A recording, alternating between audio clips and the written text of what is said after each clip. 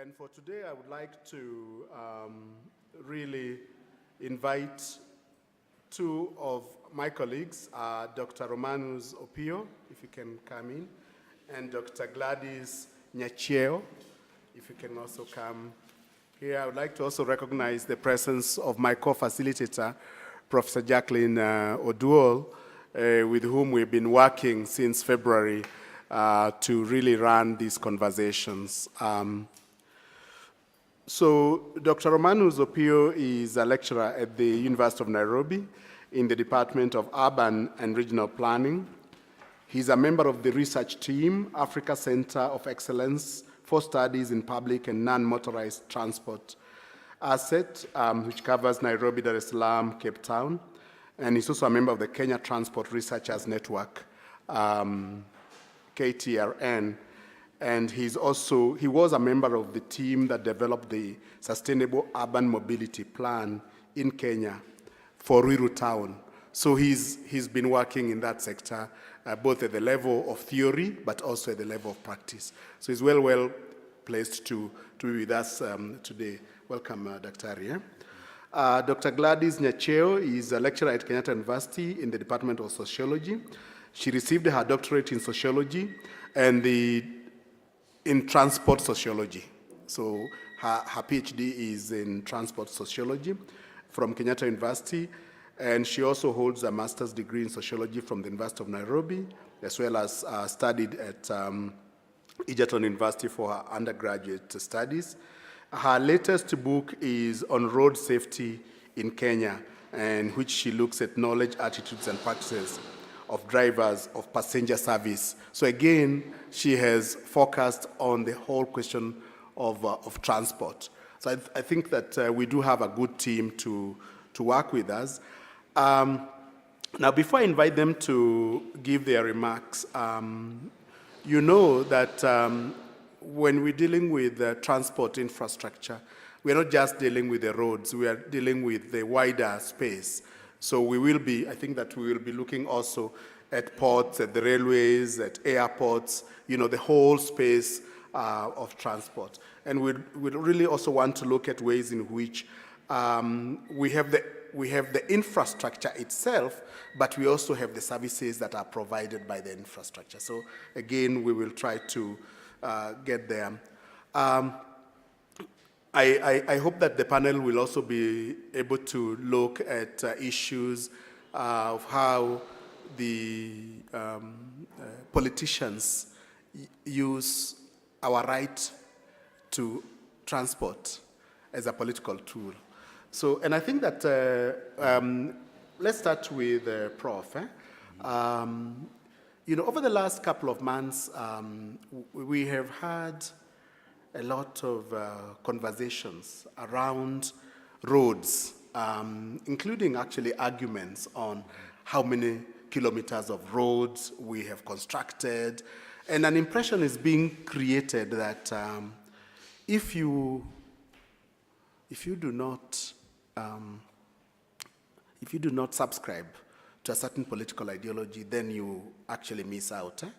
And that only through aligning yourself with a particular political party will you get certain facilities. If you could just take us back a little bit in terms of the connection between politics and transport infrastructure, because I think that connection is very, very important. And whether, in fact, it is a right, it's a constitutional right, or whether it's a privilege that citizens get from the political elite. I think that would be very important for us to get a sense of that intersection between transport and politics. Dr. Ari. Mm-hmm. Thank you, Prof. Good evening, everyone. Good evening. Yes, thank you for coming here. I want to appreciate Nina and Goethe and Professor here, Professor Kimani and Professor Jacqueline Oduol, and also my colleague, my fellow panelist, Dr. Gladys Mora. So for the question in terms of interaction between politics and transport infrastructure, historically in this country, we know that politics and transport infrastructure they have been related. Yeah? since single partyism during Mzee Jomo Kenyatta, but it was more visible during our second president, Mzee Daniel Arap Moi. For most Kenyans, we remember the issue of siasa mbaya, maisha mbaya. So if you, those days, if you don't vote KANU, because KANU was the only party, then you don't deserve anything, in terms of infrastructure, in terms of roads. And this kind of scenario created disparity in terms of accessibility to different areas, because those who were in KANU benefited, and those who were perceived not to be supporting KANU were left lagging behind. And this also escalated down to even to the personalities of the politicians. Politicians who were seen to be loyal.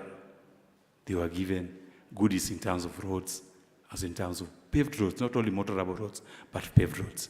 So it's something which has been with us for quite some time. If you look at the year 2003, with the coming of NAC, this is where we had the first real contest of ideas. And in this country, this is the first time we had manifestos. Because Moi and Kenyatta, they were competing against themselves for most of the time. But in the year 2003, when the third president of this country, His Excellency Mwai Kibaki, was running against the current president, Uhuru Kenyatta. And that's when we had the ideas of infrastructure coming in as an issue, especially transport infrastructure. And if you look at the mileage, which was the mileage Kibaki government got, it was based on opening up this country through various infrastructure projects.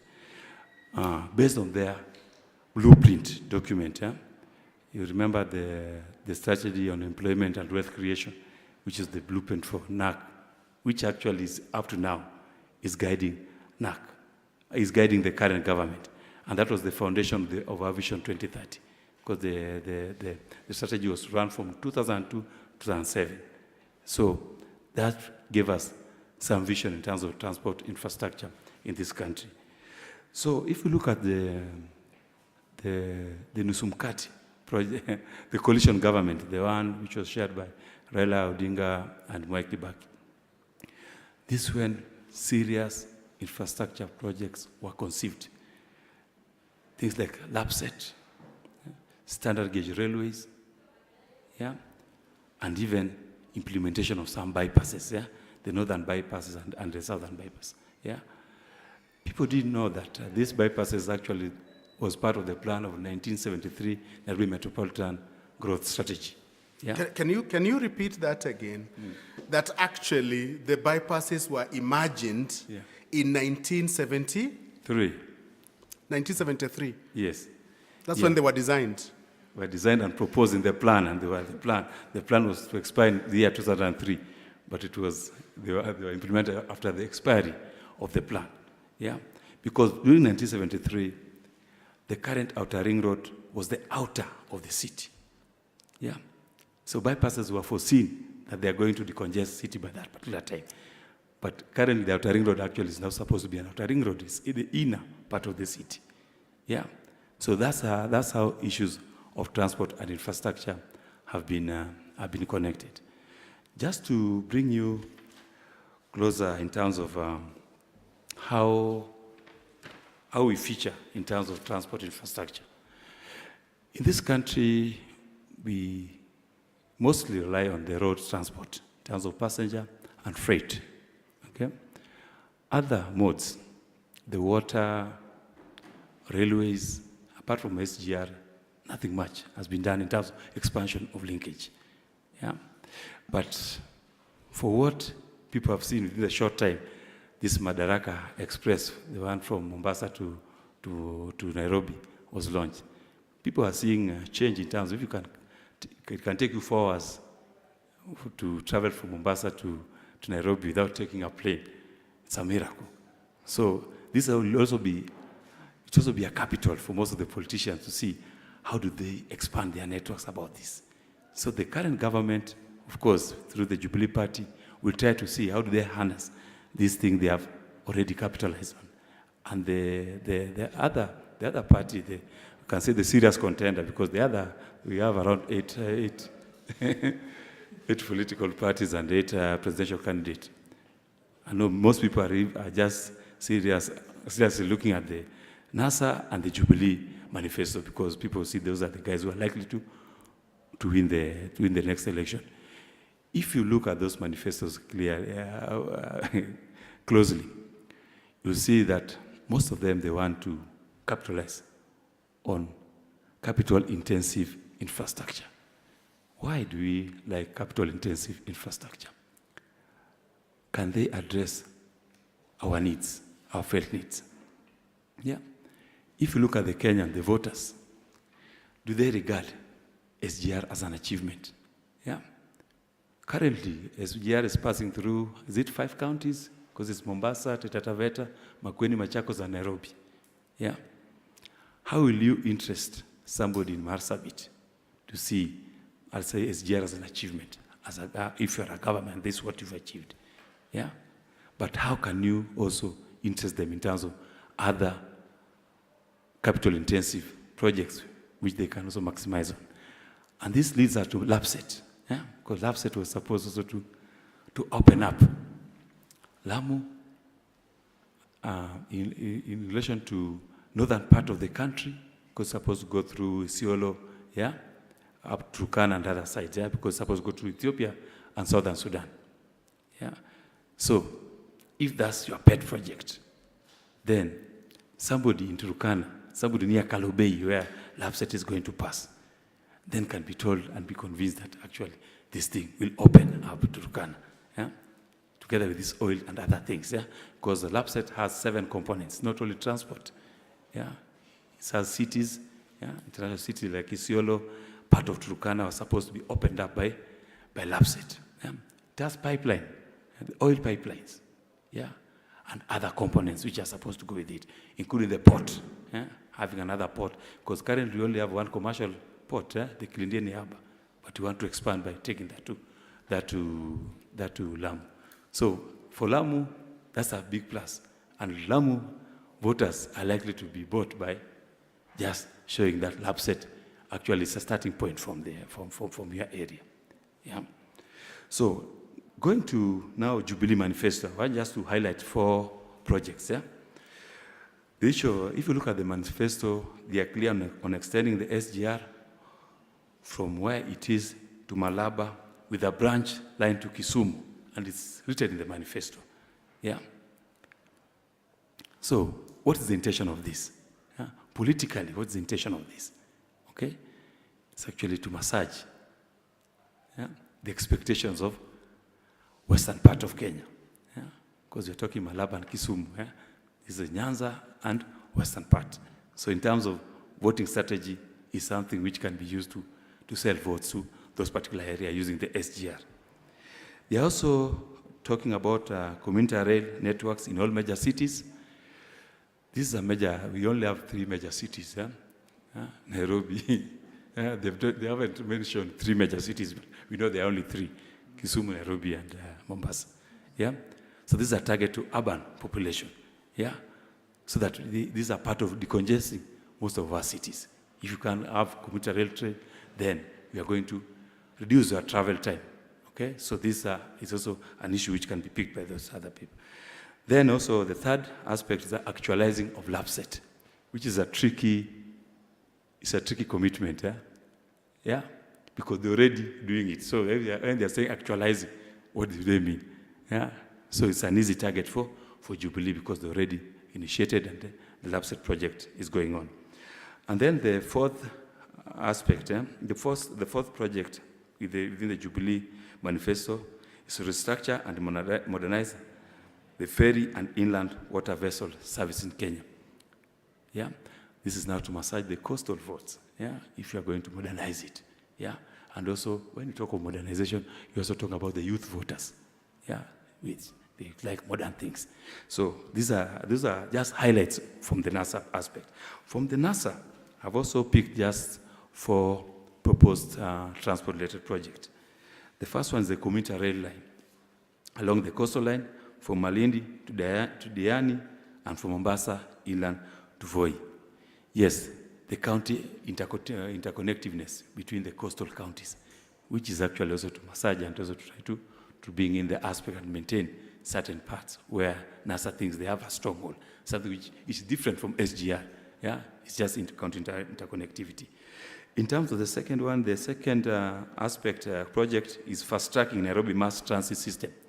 Yes, we've heard of the BRTs, bus rapid transit for Nairobi, where Nairobi, the government had proposed five routes for the BRTs. So if you want to fast-track, you also talk about decongesting Nairobi and giving alternative options for people who fear public transport so that they can avoid driving, and but also to enhance the digital travel. So this is also they're targeting the urban populace in terms of how they can vote and also how they can buy in the issue of the BRT. Another aspect, the third one is the Lake Victoria Ring Road to cover 6 counties and unlock key investments in the Lake region. So this is what also it's an untapped area, because what you know, the most active transport area in terms of water is only Coast, where you have the Likoni, okay? So we don't have any other active. Yeah? I know there's one connecting Siaya and Homa Bay, which is done by a private investor. Yeah, but in terms of government initiative and commitment, Kenya Ferry Services is only visible in Likoni. So this is an area where it's also attracting those. The fourth one is also on looking at the bridge over Likoni. Yeah, the NASA has said that they are going to do a bridge. Yeah, yeah, this is to counter because this is through JICA. JICA is going to support this. Yeah. Also to counter another initiative by the current government, they are now funding a cable car over Likoni. Yeah, so I don't know how this will Kenyans suspending Kenyans over water. Yeah, but yeah, so it's a solution. Yeah, it's a solution to this. So looking at the aspect in terms of cost, yeah, we know that the SGR. So far, it has covered around 472 kilometers. At what cost? 327 billion. Yeah, and supposed to cover 949 kilometers to Malaba. What is the cost? 1.03 trillion for us to get that. What is our national debt currently? It's 4 billion. Yeah, so SGR alone is taking a quarter of our national debt. Yeah, let's come to the bridge over Likoni. This bridge is going to cost 500 million. Yeah, and remember the SGR, mainly 90% of SGR is being funded by the Chinese. 90%. Kenya government is only contributing 10%. Yeah, and it's not a grant; it's a loan. Yeah, so look at those are the very capital-intensive project. But these are things which, according to the political class, will open up our mobility space. Yeah? Look at what Kenyans, the voters, the majority of voters, the poor, what they lead in terms of linking their origin, their homes, and their regular destination where they work. Yeah? Take an example of Kibera.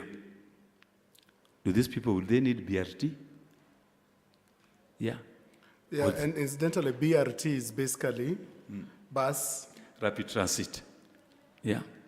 The high mobile, where you take the mobile and they have dedicated bus lanes where they can all use them. So do they need that? If these people, they walk from origin to destination, not because of choice, because they are on captive mode, they don't have alternative, they can't afford to use that alternative. So is it something which you can sell to an ordinary voter, urbanite, or whatever voter? Yeah, most middle class people who drive might see this as an alternative because you have an option. You can leave your car at home and take a BRT. Yeah, so those are some of the mismatch where we see the political commitment and the poor, the majority of voters in this particular event. So I think in terms of, in conclusion, I just want to highlight some of the parameters which I think will help us to look at how politics is related to infrastructure, transport infrastructure. First, how those interventional proposals touch on citizens' felt needs. Yeah? Whether you are a woman, whether you are a youth, whether you are a business person, how are these interventions going to touch on your felt needs? That one can trigger your interest to vote in a certain way based on that. Secondly, the issue of employment. Yeah? For example, most public service vehicle operators, the matatu operators, feel that when we introduce BRTs, we are going to render them jobless. Yeah? So, as a capital, it can something which can also hurt your voting base. So, employment, if they feel they are threatened in long term, then it can also be an issue of political decision. Another issue is the issue of transparency and procurement, mainly in relation to these mega projects. Yeah? How are they procured? Yeah? Is it transparent? If I'm a contractor, what are my chances if I want to compete with other contractors? What are my chances of winning a major transport infrastructure if I've not funded a political party? Yeah? On what basis will I be given a trillion or a billion project to run? Yeah? Another thing is the issue of what is available in relation to what is promised.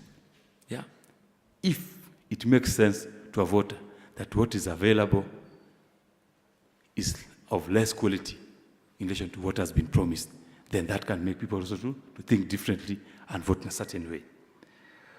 Another thing is the issue of accommodation. How are these projects going to accommodate different needs? Be it women, be it youth. Yeah? Do they feel that their needs are accommodated by these projects? Yeah? The poor, persons living with disabilities, yeah? Are they factored in? Yeah? In this particular manifesto, where do you see the mobility of people living with disabilities? Yeah? And you see, we have around how many? Around 9% of Kenyans living with disability, which is, if you have 9% of 45 million, it's a sizable crowd. Yeah? They can even tilt the election. Another issue is the issue of innovation. How innovative this particular proposal and modernism, especially if you are targeting the youth. Yeah? The youth like things which are modern. Yeah? If you look at SGR, look at the lab set, to what extent are they accommodating the youth's perspective in terms of what they prefer to call as modern? Then another issue is the issue of improvement of access. How does it improve access to basic services? If I'm a farmer, I want to transport my things from Nyandarua to Nairobi and put lapset. How will it help me to do the first mile? Because research have shown that most farmers make losses in transporting their products from the first to the immediate connection point. It's very expensive because they lose a boda. And boda, what kind of volume can it carry? When it's supposed to be using a carriageway where you can benefit from the size of the volume of what you are transporting. So how will their accessibility be improved? And then the issue of convenience and travel time. Because you want a system where you don't waste time. Yeah? If you know the bus will come after 4 minutes, it comes after 4 minutes. If you know take 20 minutes to travel from your origin to destination, it takes 20 minutes. Yeah? So if people feel that this particular intervention is going to reduce their travel time, then they might make a decision based on what they think from the manifesto will help them to reduce their travel time. And lastly, the issue of safety and security. This is an area where how are these transport facilities going to help us in terms of safety, reduction in terms of accidents, also cases of muggings and others. And the last one, which is also political, which I also want to link to most of these two manifestos, because they promise to devolve some functions, the functions of Kenya urban roads and functions of Kenya rural roads to the counties. Yeah? Yes, for the governors, it's a plus. Yeah? But it's a plus in short term because you have a lot of cash which you can control. But the of that, because most of these major projects normally leads to displacement of people, which can also counter if you want to go for the second term.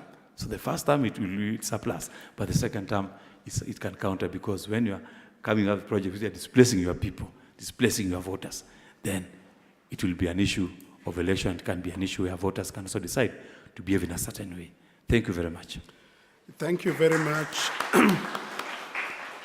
Thank you very much, Dr. Opiyo, for taking us through the link between public transport infrastructure and politics. You can see how closely, connected these are. Extremely well connected. And I really want to thank you. I mean, we know, for example, that over 80% of all traffic in Kenya is road. So 80%, that's a huge percentage. If you look at the percentage of people who get into Nairobi by car, it's only about 13%. The rest of the percentage gets in through matatu, about 40% plus, and the rest by foot. So where should we be investing, Where should the numbers actually be going? I was reading a research from Sweden the other day, yes. And it seems like Nairobi loses 580 million, is it dollars? Yes. On account of inefficiency in terms of transport and time that we waste on the roads. A lot of money. So again, are these things helpful? But let's shift gears a little and think about, because you talked about the need for Kenyans to see whether we are catering for all sectors of society, whether we are catering for the youth, and whether we are catering for rural people as well as urban people. But there is another group that we really do need to think about: women. And I looked at both manifestos. I looked at the Jubilee Manifesto. I looked at the NASA Manifesto. And in their sections where they're dealing with issues of infrastructure, transport infrastructure, I didn't see a lot in relation to women. And Gladys, I want to come to you. Do you think, in your personal experience as well as in your reading, that transport infrastructure is gender blind? Is it, do women experience, transport infrastructure differently from men? And is there need to factor in certain sensitivities in our policies? And are we doing it so far, in your experience? Are we doing it? Are we catering for these sensitivities? Okay, thank you very much, Prof, and the rest of you. Now, this is very interesting, because if I asked all of you here, ladies, you'll tell me something about your experience in transport. Now, he has mentioned that road transport is the predominant mode of transport in the world, actually, and even in Kenya, because it takes around 80%. So I will kind of focus on road transport more. But just for information, I would say that transport infrastructure includes the roads, paths, waterways, airways, public transport facilities, rail, terminals, parking services, facilities for cyclists, motorists, pedestrians, among others. So that we may actually know what we are talking about. It's quite broad. So it's actually, as you have said, transport infrastructure is considered gender neutral, but this is very incorrect. Transport infrastructure is not gender neutral, because transport projects benefit men and women in very different ways because of the following. First, the travel patterns of these two groups of people is totally different. Modes of transport access are different, and even transport infrastructure and services are utilized differently by both men and women. And we also know that from our experiences that the transport sector has been gender blind. Just look around in Kenya. How much blindness do you see in this? So, and this can be attributed to This blindness can be attributed to systematic methodological fault that raises from not taking note of the inherent differences that are there between the mobility patterns of men and women. Now, when you talk about mobility patterns and experiences, what are we talking about? We are saying that men and women use different modes for different reasons and different times. And you know that the way society is, the gender roles for both men and women are totally different. Women have 3 major issues to deal with. They have reproductive roles, they have productive roles, and also consumptive roles. And they also have additional community-related gender roles that they have to deal with. So can their transportation really be the same? I don't think so. Now, also, it's important to note that the socioeconomic status of men and women is different. So that brings in the issue of affordability. And for a woman, traveling from where you are going to from where you are to where you are going is kind of complex.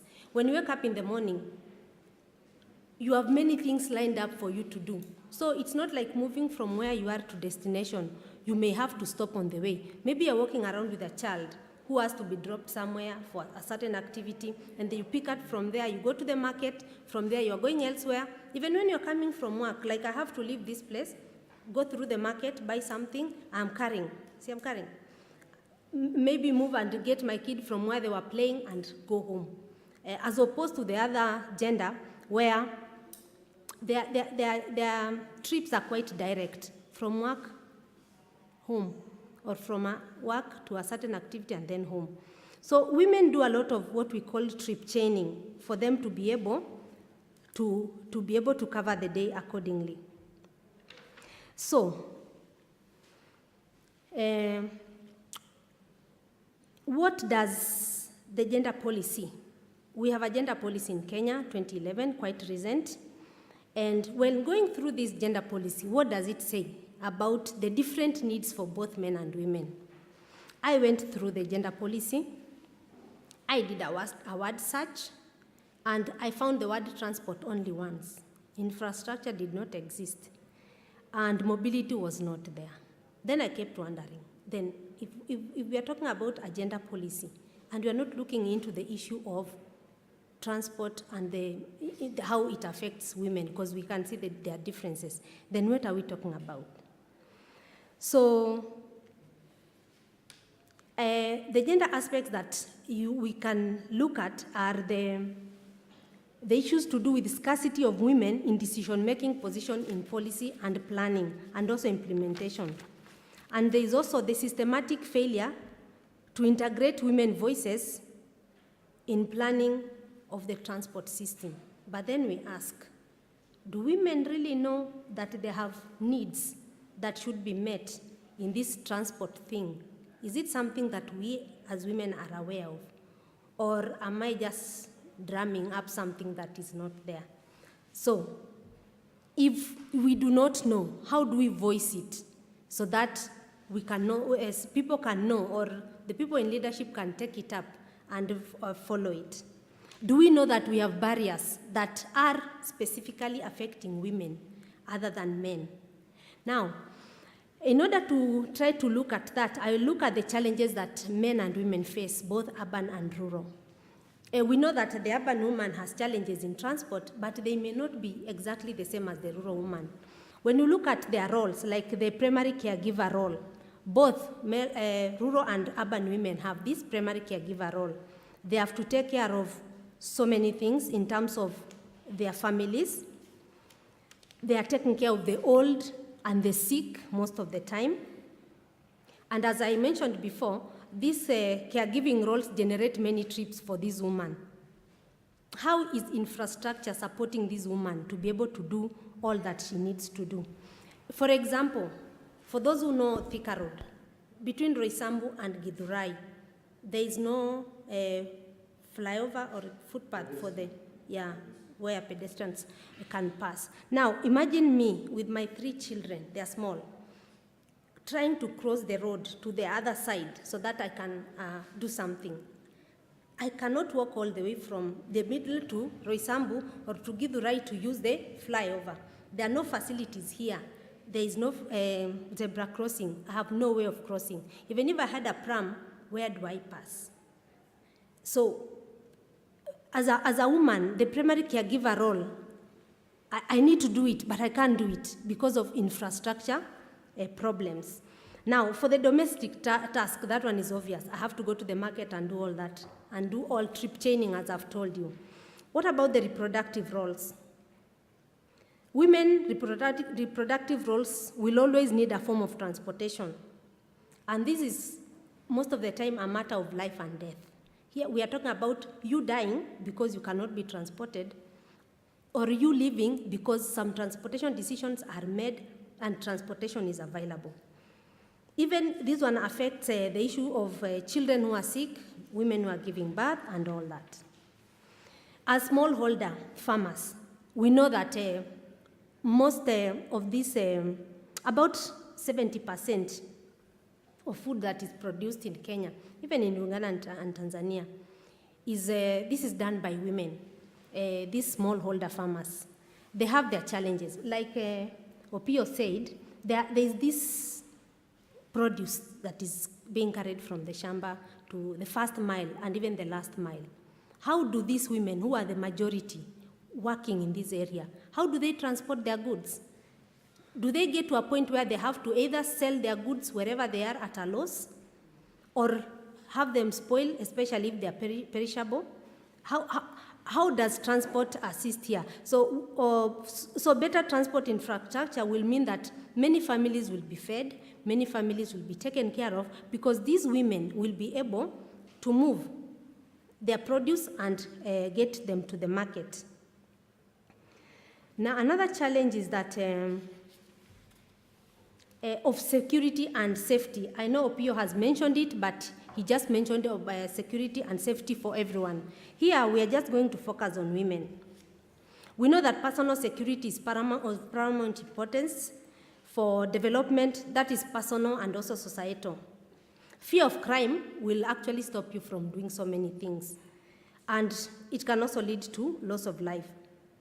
When we look at this transport infrastructure, we should ask ourselves whether it is taking care of this group of women, or this group called women.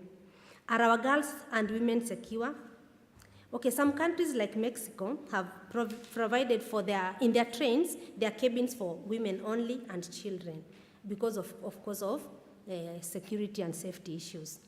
Now, safety and security issues affect women more extremely than men. That one you can bear me witness. And this can be looked at two levels. The first one is due to poor physical infrastructure provision, that is absence of footpaths, poor location of bus stages and bus shelters, absence of street lighting, and insecure terminals. The SGR has just come. How secure are the terminals? Look at the terminals around Nairobi. If you are at railways, if you are at bus station down there, and if you are at Machakos, you know the terminals. How safe are you as a woman? And then at another level of sexual harassment, Prof just shared a few minutes ago how a colleague was very traumatized. And I'm sure it has happened to you, especially if you're using the public means. It has happened to me in a public means, and even in a matatu, where we are seated, the man next to me is getting his hand under my skirt. Just like that. So how many women face this? So maybe I will straight go to the examples that we have. For example, the footbridges that we have, how are they constructed? Are they favoring us as women? For example, if you look at Madaraka, I don't know if some of you have gone to Madaraka, there's a footpath there. And then there's one at, where is this? Kenyatta Market. And there's also one on Langata Road. Now this one where Kenyatta Market, joining Kenyatta Market and the housing part of Kenyatta Hospital, you find that it's not very inviting. Actually, you'd rather risk crossing the road than using that place, because as a woman, it is very dangerous. Also, this underpass from Nairobi University hostels, administration block to the hostels, how many women can use that tunnel? I'm sure there are students here from Nairobi University. Would you pass there at night? Wouldn't you take your chances with the highway than pass there, because anything can happen to you? So another challenge that women would face is roadside safety. When I talk about roadside safety, I'm thinking of women whose businesses are on the roadside. These are mostly women. They are doing their business along the highways where they sell whatever they have to people that are there. Are these roads designed to take care of such things? There's a study that was conducted in Uganda in 2006 on empowering women and youth through road infrastructure development. And from the results, it shows that mostly women, actually it was women, they expressed a lot of fear while doing their work because they feared being hit by the coming vehicles as they were doing their business. And mind you, at the same time, they're taking care of their small kids. So it is, you are checking for yourself, checking for the kids, and still doing business. So things like, they were asking for things like street lights, footpaths, drainage, speed limits, policing, bus shelters, and even emergency phones. Have you ever thought of an emergency phone at a bus stop for security purposes? So pedestrian crossing, among others, including road safety signs. So we are saying that these deficiencies in infrastructure that has to do with transport actually affects women a lot than we may even be thinking. Actually, before I went into this, I really didn't know to which extent this thing was affecting us. I even started thinking about myself. How do I get from home to work? I work in KU, I stay in Rongai. When we had only one car at home, who used to go with the car? And who used to have many things to do? You can answer it yourself. So also the deficiency in public transport supply is restrictive to women mobility. We know that in Kenya, we really don't have a public transport thing. Oh, sorry, I'm a teacher. I keep forgetting. Just continue. So that means that public transport is a good option for women who are not able to have their own cars. And as we said, women are poorer than men in most of these aspects. So they use other means, motorcycles in the rural and the urban areas. How safe are women? Culture. How are women supposed to sit on the motorcycle to be accepted? Do they sit astride or do they sit sideways? And what are the safety implications? And how do we look at them seated like that in their short skirts? I would have talked a little about land use and women in transport planning, but my friend already mentioned it. The only thing maybe I can emphasize is the issue of the connection between shelter, transport, livelihood. Where do you stay? Where do you get your livelihood? And how do you get the transport? But I can assure you, it's long. So I'll just go to the question that actually brought us here. Transport infrastructure and women, is it a tool for election? Can it really be a tool for election if we don't even know that it's a need for us? According to the economic survey, the principal mandate is to provide transport and for everybody, just like the transport policy is saying. But is it really true that everybody will be provided for by this transport? So basically, maybe the question I will leave with us is that if we do not know, what do we need to do? Is it something that we need to sensitize everybody to tell them that we have these needs? If this is going to be used as an election tool, then let's let everybody know that this is a need that really needs to be met, and it impedes our development and every other aspect of our life. Thank you. Thank you very much. Thank you very much, Daktari. As you can see, there are very many questions we should be asking the politicians, isn't it? You know, they keep talking about these issues, but they talk about them in a very superficial way. We are not getting enough. We are not getting to the depth of the projects, of the issues. What are the implications of SGR? You know, should we be investing in the large projects, or should we be more concerned about moving the expectant mother in Loitoktok from her home to the hospital, to the clinic? Should we be investing there? Should we be investing in helping the small producer in Kinangop or in Mohoroni to move her produce from the farm to the highway, you know, and so on? So where should we actually be investing? Or is it possible to do everything at the same time? Maybe invest in the large ones, but invest even more in the smaller projects that are closer to the people. But you have had questions, comments, reflections. Had you thought about these things? Should public, you know, transport be an issue? Should transport infrastructure be an issue on 8th? Will voters be thinking about this? Will they be thinking about these issues in a deep way or in a very superficial way as presented by the political elite? Comments, guys. Yes, Hassan. We'll start with Hassan. We'll come to you. There's a mic coming your way. Yeah.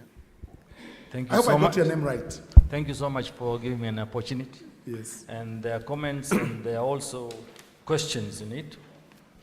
And to Dr. Opiyo, yes. You said about the partyism. Before Kenya gained its independence, that was 12 December 1963. Yes. Before that, Kenyans were very united to achieve their independence. Mm-hmm. And it combined with Europeans, Asians, Arabs, Africans, everybody, to have their independence right together. Mm-hmm. And it was allowed with multipartyism. It was a good idea. I found it, even multipartyism by then, it was not so conducive. Reason being, I saw it, everybody was gone to his own ethnicity, tribe, favoritism, etc. Including Asians were up to that thing. And I've seen that, I can call it a cancer sort of, because even Asians are so secluded and so divided. Each and everybody in the community wants to have their own agendas. And it's not a commendable thing. But I think Jomo Kenyatta came with an idea. It were two parties the way it is now merging neck to neck, the way it is Jubilee and ODM. Yeah? Mm-hmm. So by then it was KANU and KADU. Yeah. So they were really up to on the neck to neck to gain what they wanted to. And after that they made a decision that we should run one single party to unite Kenyans more than it is required. And it remained there. And these all things, decisions, what I can see and sense is lack of communication and public being secluded, divided, not given an opportunity even to raise a voice. The public is only considered when, according to the democratic right from international observers, they insist that the common wananchi, yeah, the citizens of the country have the say and have got the right to choose the leaders. That's when and how the politicians emerge, like the ones who want to be MCAs at the moment, or presidents, or whoever, Abdullah Dida, I don't know, Nazlin, blah, blah, blah, or all these 5 years, what they are doing, they're not showing us anything that what they are up to and what they want to and what is the progress they give it to us in our hands. So you make decision to choose such people. MCAs do the same. If I was an MP for certain constituency, I didn't do anything, just showing off. It's all a mixture of give and take, yeah, and exchange of favors. Whereas I can see it and doing my own homework and research also. But the fault is on either side either. Because the person say, am I allowed to sell my mitumba on the road? Another one is say, I want to be a free hawker. Yeah, I want these and demands. Then I'm not alone. We are around 5,000 people behind. So better make a choice now. So whenever an election comes closer, you'll see hawkers are more rampant on the street than normally. So everybody say, oh, fanya tu, mimi niko na yeye. So everybody is in exchange of favor for their own personal needs and not for Mother Kenya. Yeah. So you mentioned about this multipartism. I think public has to give them full opportunity to choose what to do there, and to overcome that. Yeah, there are several tribes in the countries. Yeah, country Kenya. So everybody should be gotten into it. And I sympathize literally with women gender. Yeah, women are somehow a bit cruel. We fought, we started slowly. Yeah, say, Mama Toto, you take care of home, you'll have leisure time. Stand up whenever you want to, sleep whenever you want to. If you can wrap up so that we give the young man a chance. Yeah, so it's a couple of questions. I'd rather wrap up faster. If I give an opportunity, I can talk. I can wrap up. We can give questions to others and then we turn around on the tables. Better wrap up now, yeah? So thank you about that. Okay, So thank you very much. They will raise the question, yeah? Yes, yeah, but I think there is you can. Because there are a couple of questions we have to clarify, and it's the rest. I'll give you another chance. But I think that there is something that Hassan has said, which I think we need to think about. Is it possible that because we are so obsessed with your ethnic identity, we are becoming blind to the issues that we should actually be interrogating? Is it possible that because of this ethnic fixation, we are not asking the tough questions? And that maybe when we move away from this fixation, we will be able to ask the politicians the tough questions related to transport infrastructure, as well as those other things. Demand action. Yes, and demand action, yes, by delinking ourselves from that. Let's give the young man a chance. Please, I'm sorry I'm calling you a young man, but do tell us your name and... Yeah. I am young. So good evening. Good evening. My name is Marcus, and I have several questions. The first one would be concerning feasibility for these mega projects. I mean, how feasible are they, and who undertakes the feasibility studies when it comes to these major projects? And are they independent of maybe the contractors or the middlemen? And also, how, in terms of economic impact, because we are told that the SGR will open up the interior, which will have a certain economic impact. And if the economic impact is there, will it trickle down to the common mwananchi? And also in terms of quality, are we getting value for money in these projects? And also on a different issue, in terms of the maintenance for these projects. And we saw the recent debate about the toll fees. Are they really effective? That's my questions. Thank you. Very good. Can we get a few more? Actually, the lady just next to you, Andrew. Thank you. Then we'll come to you, Jetro. We'll come to you. Hi, everyone. My name is Tessie. I work in international development, but I studied African cities as a module for my MSc, so it's something that I'm greatly, greatly interested in. And also as someone who uses matatus every day. So my question is firstly about the future of matatus. We know that at the moment it's the only, technically only public transport that we have, but in design it's actually not public transport because it's privately owned. And I think that has implications for the way that it's run, for the fact that the matatu experience is very violent, like just to the psyche, you know, going in a matatu and how you're treated and the fact that you can get run over just crossing the road by a matatu that's just dropped you off.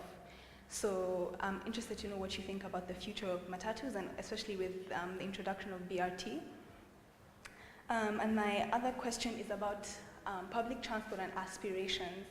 The fact that I feel that in this country we don't really see public transport. When you see, you know, the future and being successful, you think of owning a car. You don't think of your mobility involving using a bus or using a bicycle even. It's usually just owning a car, and usually a big expensive car. So how do you see that manifesting in the future, and is it something that that will come as a result of an improvement in public transport? Yeah, absolutely. It's almost like, how do we build confidence outside of those personal solutions? Let's get, I think there are 2 more comments, and then we'll come to you. Yeah. Good evening. I'm Njogu Kenneth from Institute for Development Studies, University of Nairobi. I have an interest in transport, and that's where my project is. But I have a few comments. First, there are quite a number of issues that has been raised. The urban safety is a very key component that boils down to what we are discussing here. Coming from the understanding of the new urban agenda that requires that we leave no one behind. And leaving no one behind means that therefore there must be a clear transport system that will ensure mobility that is all-inclusive and encompassing, that the female gender is not left behind. And the problem that we are having in this country has never been the poverty of ideas, neither has it been the limitation of governance issues and even policies in place.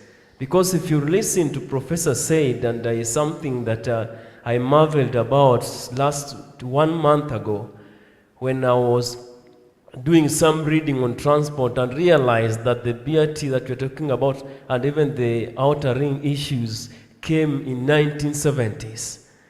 And Kenya has been always ridiculed for having good policies that are never implemented. So, Daktari, I don't know what can be done so that the plans that we are having, because even at the moment we are having quite a number of plans and NATRANs in Nairobi City, what are we doing to ensure that these are realized? And secondly, attached to the fact that Dr. Gladys has brought on board, for us to understand the problems in the transport sector, then we must understand the political economy of transport system in this country. And as a political science student, I do understand that that is the problem we have in this country today. If you live in Feather and you want to be in the CBD by 8, then you have to wake up at 4 a.m. Yes, you have to wake up at 4 a.m. Why? Because of these problems. And I know that there is the Taj Mahal that we are having around the Bakazi area. And that Taj Mahal was to be brought down because it is built wrongly. I think Dr. will agree with me. But for now, it cannot be brought down because I know one of the senior politicians in this country is having shares, and therefore the road has to be diverted in one way. And we also understand that during the coming up of Thika Superhighway, it was very difficult for some ministers of roads to bring down the serious buildings that were along the reserve. And at some point in time, the former minister of road, Raila Odinga, had to literally bring down some buildings along that road. So it is a serious issue, but we must not give up. And by the way, this is Kenya.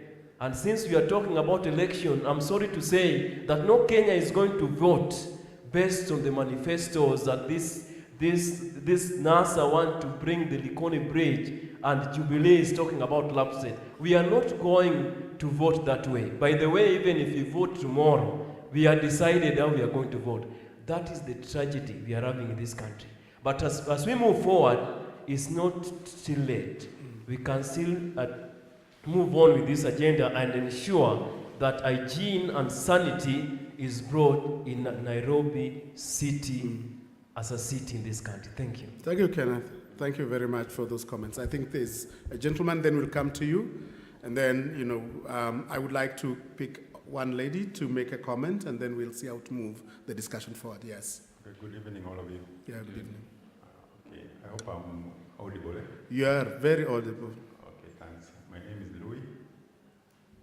Sajero is like a Pajero, but we put an S instead of a P. Okay, that's my name. And I'm in the communication area. I have a number. When you ask it something, it answers you free. Like right now, I have a list of all aspirants in Kenya. If you want to know who's standing in your village, you just ask MCA, whatever, and it comes. Basically, we are on transport. And my thinking is transport and communication. And I think the baseline of what's happening, whether we vote, if we are to vote for proper infrastructure, I think it starts with me and you. Because we understand that this road is inconsistent in this way. Okay?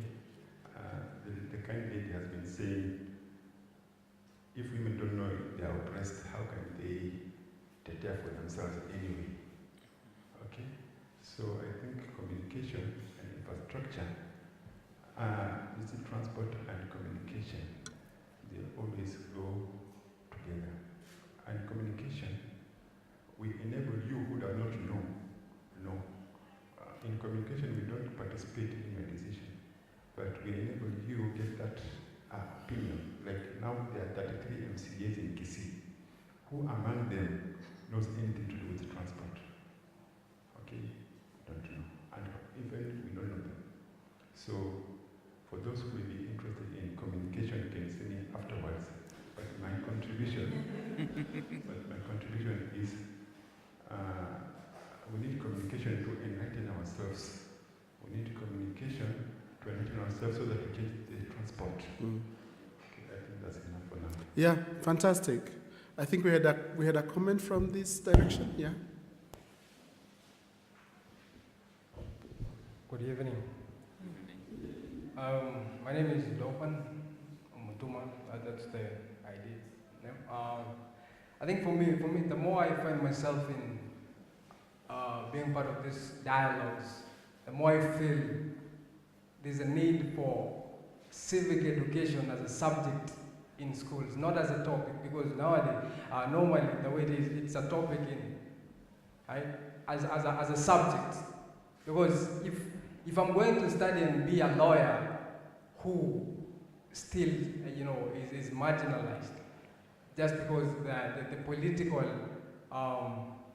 the political setup does not allow the citizen to participate in politics, and because the biggest population of the citizen is not politically aware, then it becomes a problem. Because now, let's take, for example, now the escapist solutions that we have in the transport industry, border to start with. So they cut down on the taxes, so now these are, like massive, import of borders. And so, for people in the rural, they think that's a solution that's viable. It's kind of lessens their efforts to get to. But now, the reason why we had to go for that kind of affirmative action is because there's failure in the transport, public transport, right? Mm-hmm. So, and the borders are owned privately. These borders, now there's Probox, Yattas, and all that. You go to Shags and for those who will take probox, you know, you have like 15 people in a single probox. You know, there's 4 people in the front. The driver is like driving with one hand outside, and there's 3 more people, and then there's 5 more people in the second seat, and there's people in the boat. And border borders, every major hospital in this country has a border, like specifically border section, border accidents. And as you continue, do women, I mean, if there are 3 people at the front, and there are about 6 or so, what happens to the woman who has a baby in that type of transport system? You have to hold them or pay for them. That's the way it is. It's either you hold them such that they don't occupy space that can be occupied by another passenger, or you pay for them. So it means extra. If they have to pay for them, that's extra money, right? And it's just a child. And so because of that now, these escapist solutions that we have that, you know, are literally illusions that, you know, something is being done, that creates more, you know, like inflow of privately owned, you know, public means of transport, and that the more that grows, the more cartels now thrive, and the more impunity keeps on growing up, because eventually, so most people will start as conductors in matatus, right? And then they end up as drivers. When they make a little bit of more money, they own their own matatus. So for them, they have mastered the art of being in that particular sector. So you telling them to do something else is literally, this is something they have done for years. That's all they know. Probably they never even went to high school. Somebody just got into that and eventually owned it. Yeah, because it's a means to an end, and there's no other job they can do. So for me, the question really is, how do we get to deal with these escapist solutions, you know, like, because they are not well thought. They might appear as solutions, but in actual sense, they're just getting us deeper into the mess. So that the solutions that were initially supposed to be provisional become permanent solutions. And then you keep asking, how does the state spend the taxes that we pay? Because if you think about the matatu and its evolution in the 1970s, it was a private solution to state failure, if you want, in terms of solving the problem of movement of people in Nairobi, you know, and that's why it was matatu, you know, 3 cents, basically 3 cents, because that's what you paid. And therefore, I think that the question also is there space for, you know, should we be demanding accountability more in terms of service provision on areas such as health, on areas such as transport, and so forth and so on, and which other areas, in areas of education, you know, so that the solution is not a private school. The solution is actually improved public education, improved public health, improved public transport, and so forth and so on, and that we have systems to check all that. So I think that you're raising a very important question about the role of the state in terms of service delivery. And I think that, Daktari, that would be a question that maybe, you know, you should be able to reflect on, because the state seems to be ceding ground and letting the citizens be the ones to come up with the solutions virtually every single moment. And those solutions are not necessarily sustainable. If I can take one other question, then you'll come back in. Yeah. Okay, thank you. Victor. Yes, Victor. I'm going to ask a question based on the stakeholders in the transport sector and the culture in the transport sector. Now, when you talk of the stakeholders, we have the police, the passengers, and other users. Particularly, if you look at the police in Kenya, they are poorly paid. That's for a fact. So they end up being enticed into corruption, like receiving bribes from drivers and other road users. This has led to a lot of problems, like we have unroadworthy vehicles on our roads, which end up causing accidents. My question is, how can we tackle this issue of corruption on our roads. Yeah, I suspect you watched Inspector Fisi last night. John Alamnam, he had a fantastic show last night for those of you who watch television on how do we tackle that problem. Actually, I didn't. This has been based on my previous reading on how politicians make use of poor pay on police officers to control the masses. Like if I pay a police officer some major salary, then it means this police officer will be forced to take bribe. At the end of the day, if the police officer tries to behave as if he's not supporting me, a political elite, then I'll threaten the police officer that I'll jail you. Yeah? So at the end of the day, you have to be loyal to me as a person in power. So these are true. Paying police officers low salary is a political tool to make them loyal to the rulers. Thank you so much.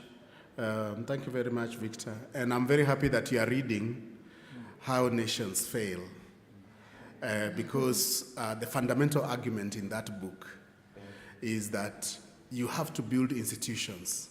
If you don't build institutions, then your nation will fail. That is the investment. I think that's a fantastic book you are reading. I think I would like to encourage you to read it all the way to the end. Thank you. Yeah. My second question is on educating road users. All we see with our politicians are they build sheds, the border sheds. If you go to major market centers, you'll get them all over. But nobody bothers about educating the border riders on how they can properly use our roads. At the end of the day, we have a lot of accidents.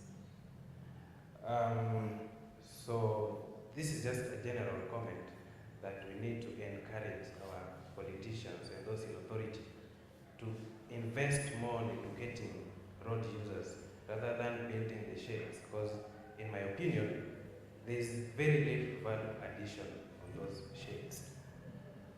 Then lastly, we can't talk about modernization without mentioning IT.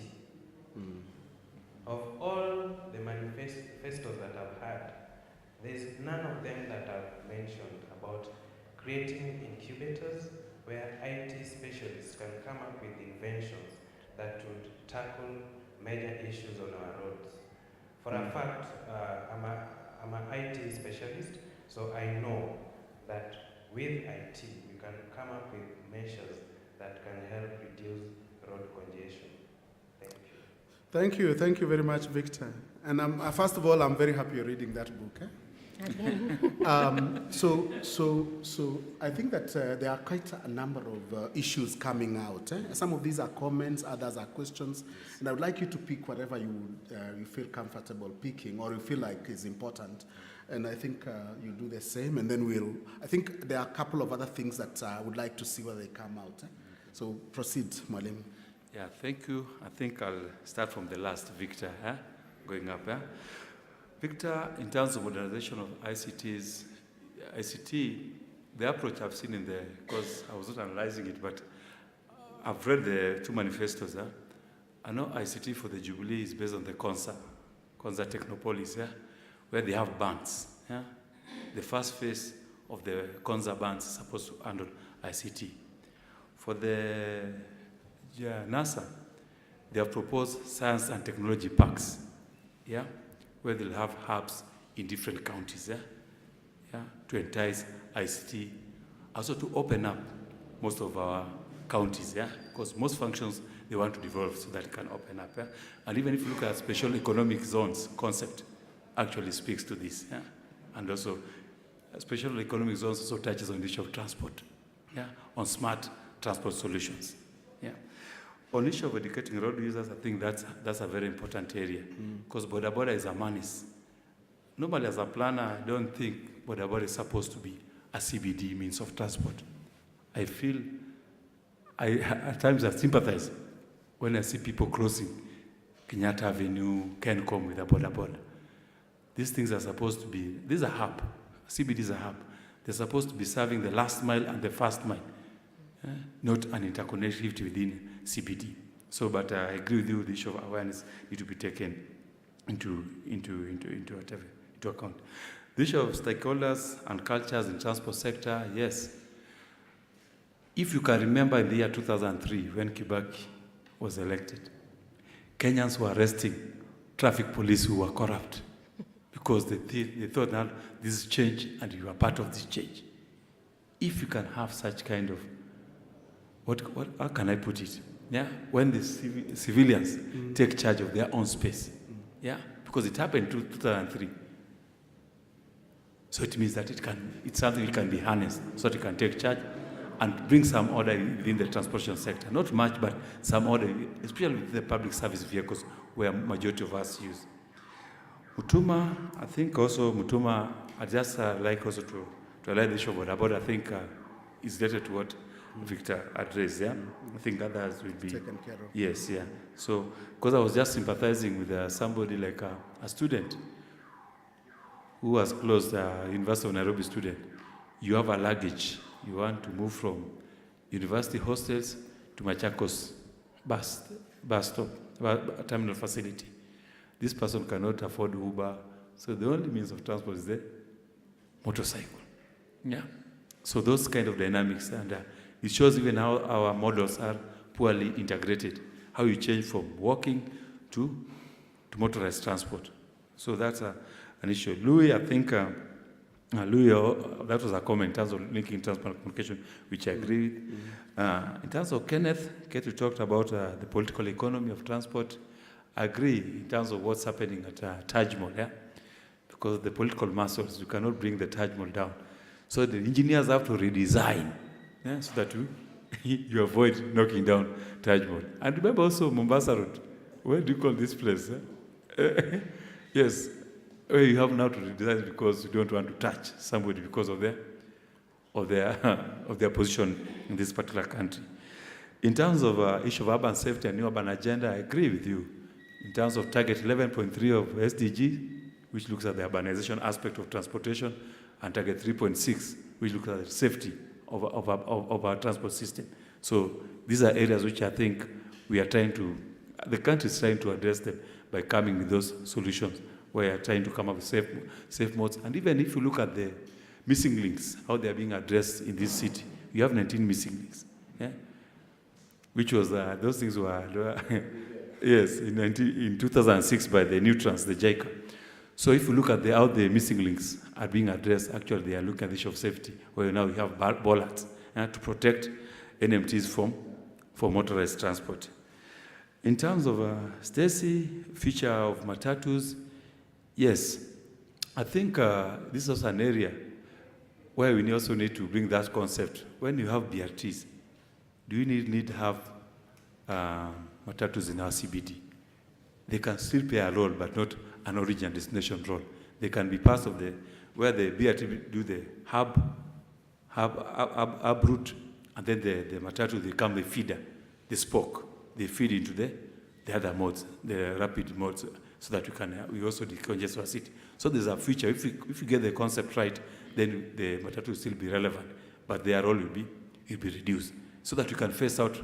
Public transport should be run by government, not private. Yeah, but we also need to be very careful in terms of how do we address this. So, but matatu will still continue to play an important role.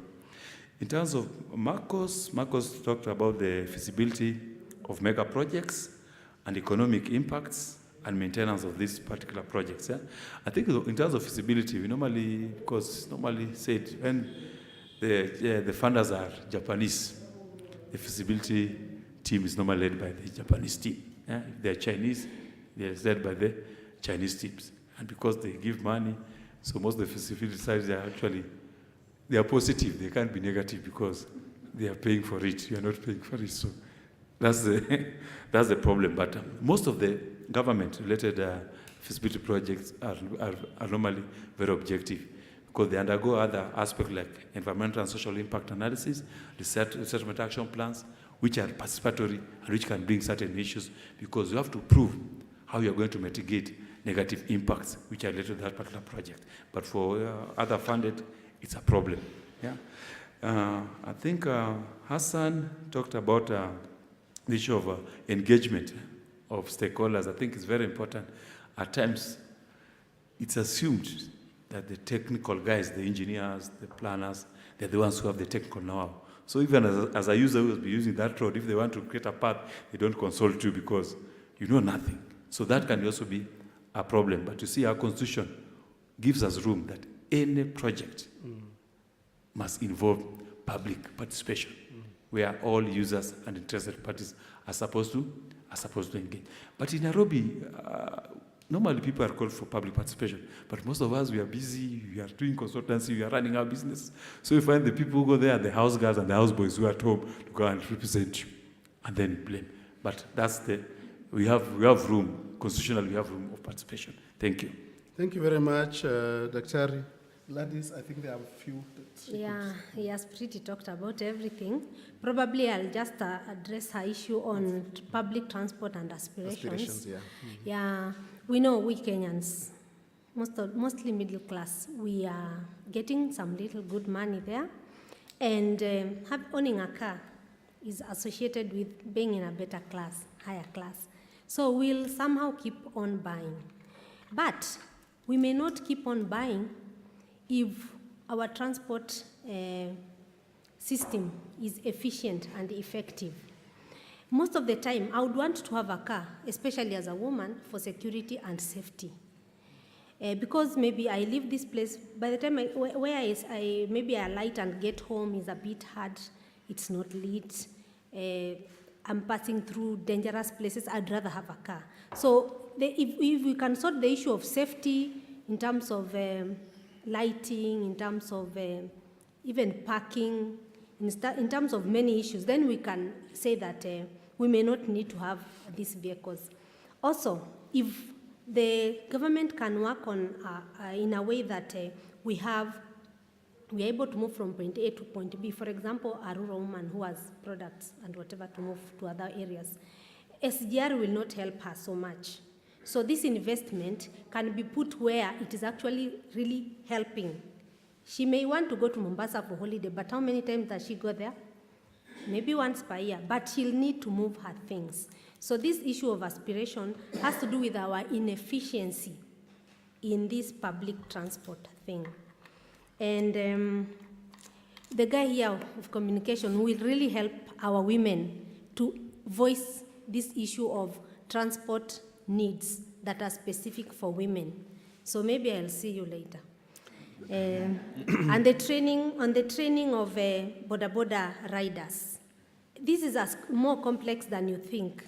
I actually did a study on boda, socio-cultural and economic issues that relate to bodas. You realize that this training is something that they really need. The way we started this boda thing, after the zero rating of all bodas below 250 cc in 2008, it opened a way that to have all the motorcycles come. But we had no structures. We had not planned, no training. Like right now, if I ask you to show me a driving school that is specifically for boda riders, it's not there. They are going to regular training schools, and who is teaching them? I do not know how to ride a motorcycle. I do not even know. I'm reading to teach you. How much will I teach you? So they end up teaching it themselves. And also the issue of time. If you even call them for training, will they even come? And if they were to pay for themselves, would they pay? They need to pay around 9,000 shillings to finish the course. Can they really? Can the government do something about that? It's a bit complex than we think. It's the way we started on a wrong foot. And also the issue of implementation, our regulations. You will see them flouting rules just in front of the police, traffic police, and they do nothing. Then we ask ourselves, what's going on? I think that's all. Yeah, they don't know. A young man came to me, and he wanted a small loan. I'm a professor, so I'm supposed to have money all the time. Of course I don't. He wanted to buy a motorcycle. And my question was like, have you gone for training? And he said, no, I know how to ride a bicycle. Yeah, exactly. Yeah. So he wanted money to buy a motorcycle because he knows how to ride a bicycle. And he's supposed to go onto our highways and all to the city and be navigating all that. And this is the nightmare. I understand they have opened special wards for boda bodas at Kenyatta Hospital. In many of our major towns, there are special wards for boda boda guys. They wear the helmet. But what about the passenger? There's no helmet. So who should actually be providing the solution? Who should be providing the solution? And I keep asking myself, where should we be investing? Where should we be investing as a country? For those of you, the students, I want you, and those of you who like reading political economy and political science, I want you to read Claude Ake, the writings of the Nigerian political scientist Claude Ake. And he's thinking about development. His ideas are on cue. The late Claude Ake. Please, the students, read him. His argument is that Africa is investing in the wrong areas. Our development must be as close as possible to the people. We must invest as close as possible to where the people are. That is why Mwalimu is so right. When you think about developing Nairobi, if 41% of all the people who come to work in Nairobi walk to Nairobi, 41% walk to Nairobi, what does that mean? We should be investing on them. They should be able to walk to work. If only 13% of people who go to work do so in their cars, 13%, where are we investing too much in that area? And so on. So we need to be asking these tough questions. And I think that these are election questions. What is the agenda of our leaders in terms of transport? We should be asking these questions. I can take maybe two more, and then we'll just wrap it all up. Yes, I'll come to you, Hassan, but let me give that gentleman a chance, and these other gentlemen, and then we'll come to you, and then we'll wrap it all up.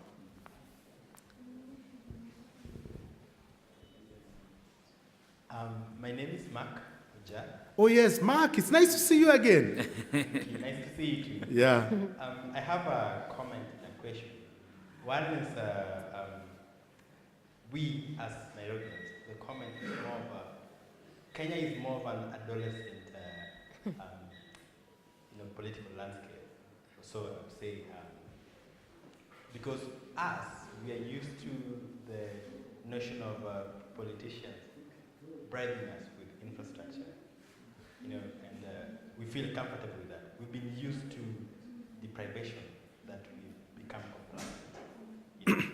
And if you look at this room today, I would actually argue that a lot of us actually coming from middle-class families. That is the wrong target. A lot of people here, if you ask again, don't even vote, unfortunately. And so what do we need to do? Do we need to target a different kind of people? Those who actually vote. And do we need to give incentives to the young people who are in this room, especially graduates, an incentive to vote and to ask the hard questions that you're talking about? And then the question is, my question now, that was a comment. My question is, today we are talking about PPPs, in every project. But what does it mean? What does PPP mean to the publicness of public goods? In the next 30 years, let's project in the long term. Will we have cities that are actually owned by tycoons? That is the question. Should this be the model that we should pursue? Or should the government actually strive to invest in public infrastructure? That's the question. Very good. Thanks, Mark. And just for the record, he's doing very important work on, walk and cycle in Nairobi. I really think that you need one day to tell us a little more about that initiative. I think there's a question here. Yeah. Hi, guys. Yeah. My name is Anthony from the University of Nairobi. Mine is a comment and a question. The future of matatus. I happen to be a tout one time in my life, and the first day I arrived in the industry of matatu, I was given several rules that I should I should bring money at the end of the day. So I used to work in Westlands. So after that, I lived there and work as a tout from Kasarani, from Imenti House to Kasarani, and sometimes from town to Westlands. So the rules were simple. First of all, I should bring money and a lot of money. The matatu operates with like about 20,000 per day profit when I pay myself and the driver and my sub-conductor. So the rules were like this for me to get money. In every stage that I get a woman and a child, I have to pay them. I have to raise the fare up. For every stage that I get a woman carrying mzigos and gunias, I have to raise the fare up. That is not my intention. For every stage I get a child, so I should leave the child there, because obviously the child does not have money. For every stage that I get a person and it's dark, beyond 9 p.m. or 10 p.m., I should raise the fare up. So by the end of the day, this cost,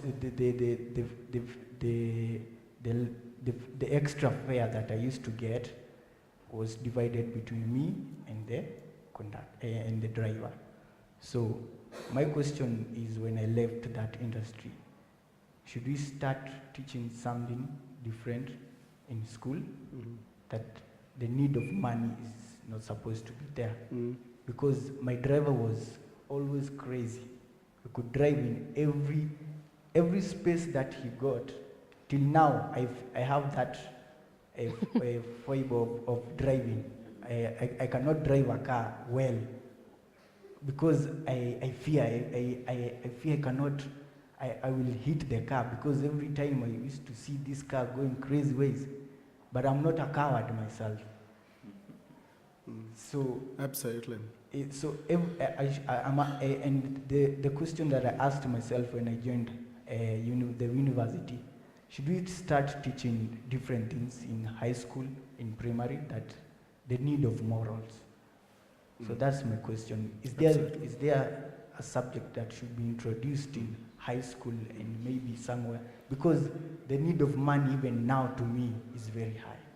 Yeah. Absolutely. The whole question of the values, the psychology.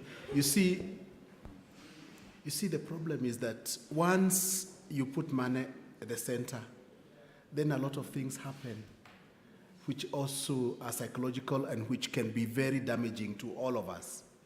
That's why when you come across a road accident, people start robbing the injured immediately, instead of actually finding a way of helping them. I think that you're asking a fundamental question, which has to do with the value system, the national value system, and where we got it wrong. And maybe we need to go back to the basics. I think I can take one more. Yeah, Professor? Yeah, let's take, please, yes. And then you want to come back in? Yeah, yes, and I'll come to you, Hassan. Yeah, thank you very much. I just wanted, particularly given the comment by Anthony, to amplify something that Gladys has raised, that when we look at the Gender Policy 2011, it does not directly speak to transport and how women should be engaged, but I believe that one of the issues we can follow is the emphasis on getting women much more engaged in decision making, namely riding on the very perspective of getting women to be bringing in this reproductive, the caregiving, and the other roles, that if we were to get ways of getting women in decision making and expect that they will bring the perspective of their experience in infrastructure and in transport, and particularly to listen to Anthony, I would like to subject that if there were decision makers or politicians who were women listening, there is a sense in which that would turn the kind of decisions that would be made. So I really just wanted to emphasize that when we think about women and infrastructure, there are two very key issues. The majority who vote and who sometimes get lured through handouts might be women. They don't necessarily have time to go to dialogues such as this one, to go to the political campaigns. They don't have time to ride the motorbikes or boda boda. But if we were to focus on getting a conversation to where they are, so that they would become the voice from two levels, a strong voice as voters, which the political elite will look at and will therefore think of the issues, and the other voice as decision makers, both in government and in the different areas. Sure. Fantastic, fantastic. Yes, if we can have your comment, question.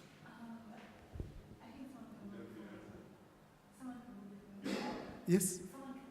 Or before you. Hassan, do you want to make it very short? Yeah. Yeah. No, if it's lengthy, I'll try. Can I skip you? And then we can discuss me and you later? Thank you so much. Let me ask one, only one, yeah. The others you and I can talk about. Thank you so much. Yeah. Thank you. In regard to the LabSet project Dr. mentioned, are we really through international pressure that we should achieve our MDG, Millennium Development Goals? The country, the government is going so fast of developing these things, whereby leaving the essential issues, as Bana Professor you mentioned, it is a very commendable point. I appreciate you for that. But why leave behind the already structured things which have been depleted, ignored, and going for SGR, whereby you can refurbish the old railway system and will have saved a lot of money. Now, Kidero is up on the hills. He has increased the licenses, permit fees, and he has also gone far ahead of combining the fire license or extra 4,500. Yeah, whereby the common one, as I heard in the morning, some others are committing suicide because we have past teenagers and youth age. Others youth are emerging, and they need to be comforted and given the confidence of building up the nation. So where is the solution? If we have got the problems, our duty here and all the stakeholders and whoever are contributing here, we are here for the cause and not to waste time. Yeah. So if there are problems, there must be solutions. Absolutely. And once we find the solutions here within here, we are very little fraction of people we are here gathered with bright mind and mighty minds here also. What will be the implementation? How are we going to implement? Whereby we have chosen our leaders, and after that, they are our bosses, and we are the one to wait for another 5 years to come and pamper us around and beg us, and we give the votes like as if we are giving the beg, unless there is an exchange of favor or one of that. That's all. Fantastic, Hassan. Fantastic. Do you want to? Yeah. Okay. You asked a question earlier about ethnic fixation, and I wonder how much or to what extent it's a generational issue, because I wonder, I don't know what the figures are, but I wonder how maybe millennials at the moment are voting, and whether ethnicity is really as much of a feature as it was maybe for previous generations, and whether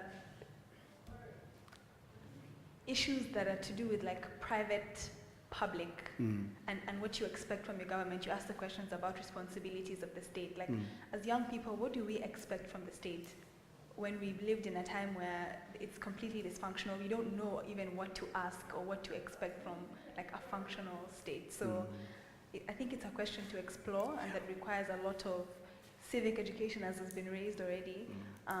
Because that's it. Just a comment. Very good question, and I think that we should be able to deal with the question of whether ethnic fixation is a generational issue and whether it is wearing out, amongst the 60%. We have over 60% of Kenyans are under 35.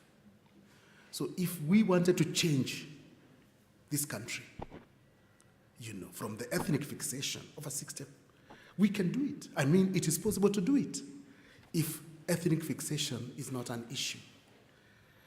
And I have very deep thinking around that question. I believe personally that we can turn this country around. And the only people who can do this, really, is the under 35s. You can do it. You have access to information technology. You can be rebellious against received narratives of ethnic fixation and so on. And you can demand more accountability. You can do it. But the question is, will you be able to unchain yourselves from the narratives of the older generation? Because you have to be able to unchain yourselves as a generation and determine how you want the future to be. And you can do it. But the question is the narrative so strong that you are unable to unchain yourselves? I again pose that question. It is possible. It's possible. But is it going to happen? And at what point will it happen? I want to ask my panelists to make their, final reflections on this matter. Recall, we are dealing with transport infrastructure and the extent to which transport infrastructure is an election issue or should be an election issue, and are Kenyans asking the tough questions on this particular question? And if they are not, what do they need to do between now and 8th of August to shift things around? I think we start with you, Douglas. I mean, Gladys. Douglas, oh my God, I'm sorry. Thank you for the baptism. He has just baptized me, yes. Another name.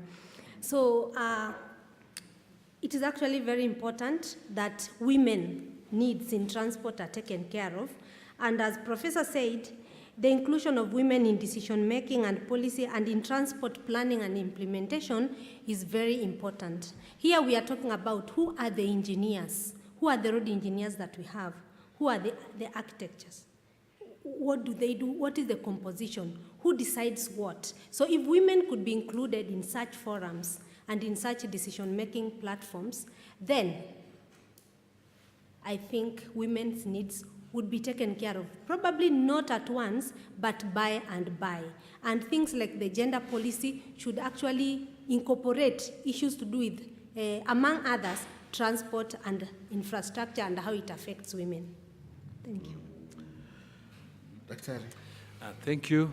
I think, let me just start by commenting on what Mark raised on the PPP. It's still a controversial thing in terms of investment and visibility of the citizens in the whole affair, because the rich are the ones who can engage the PPP. Yeah?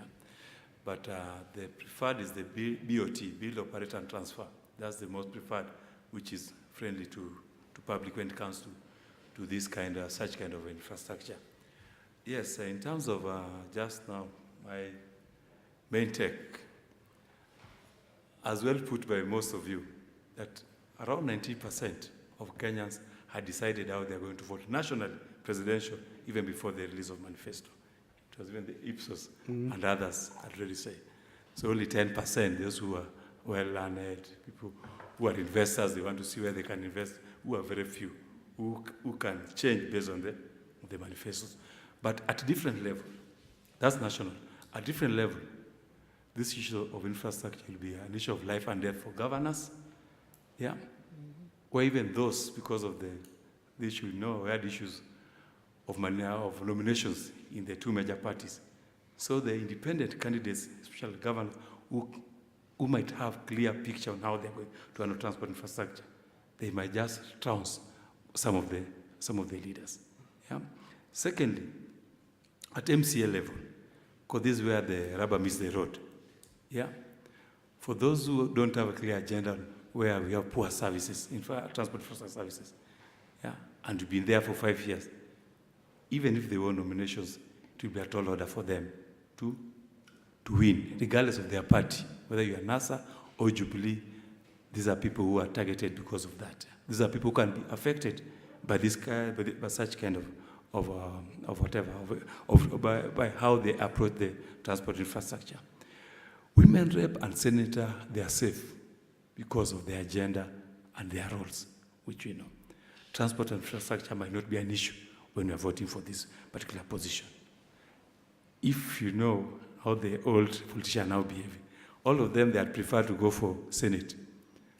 Njogu and Murungi, why are they going for governorship?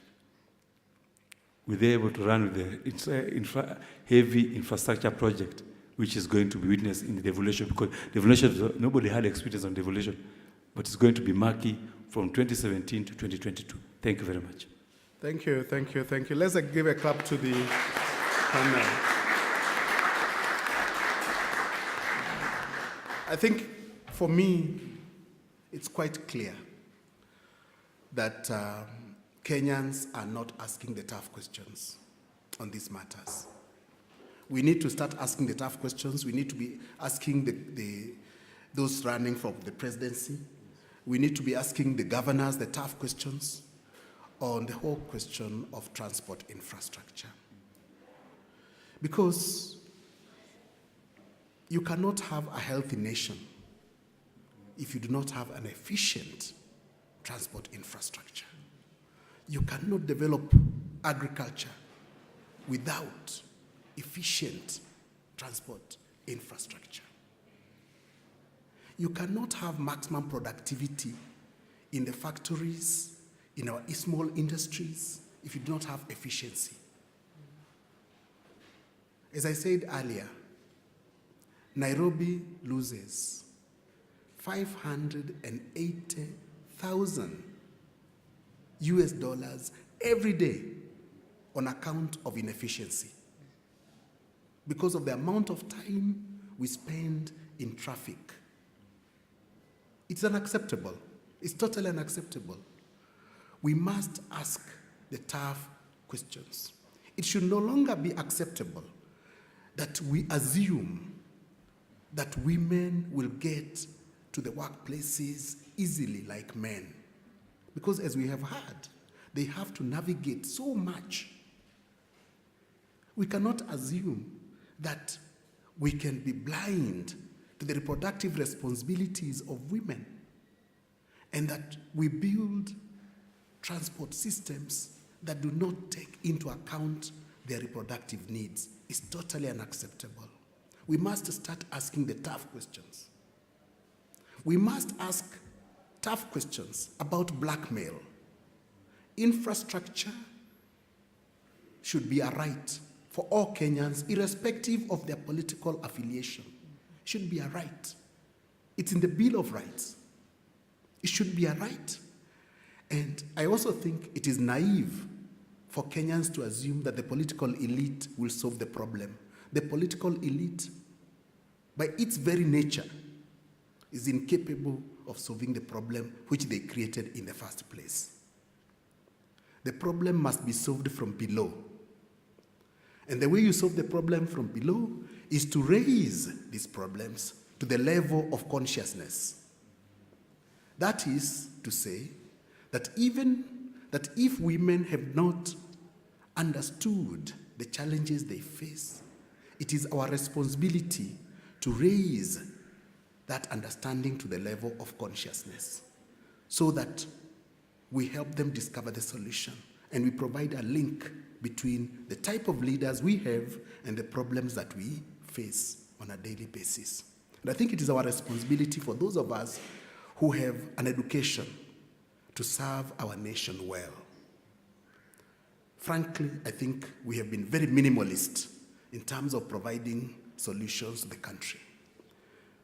Finally, I would like to suggest that for those of you who are tech savvy, take it upon yourselves to monitor the performance of our leaders.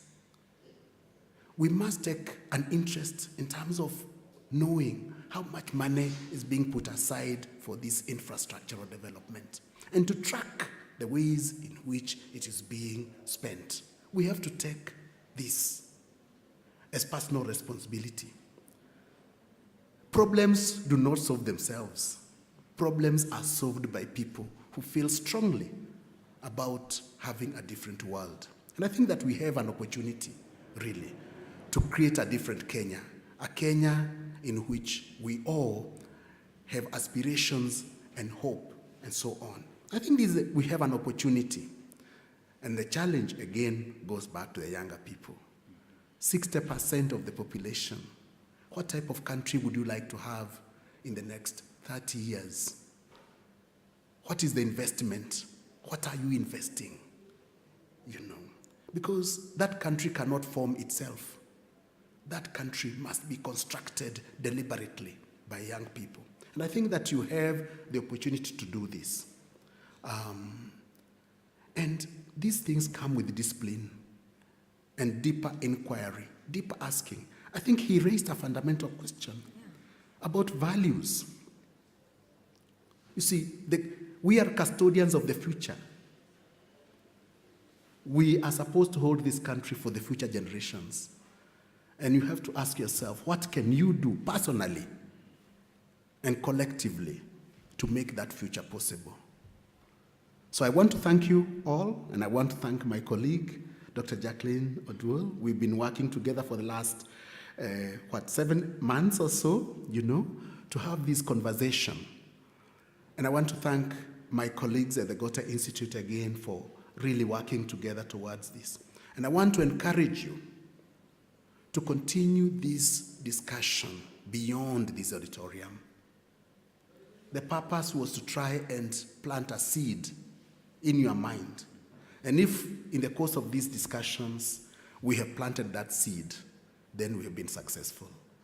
I hope that today a seed has been planted in your souls and in your minds. Thank you very much, guys. Thank you. Thank you so much, Professor, for this great wrap-up.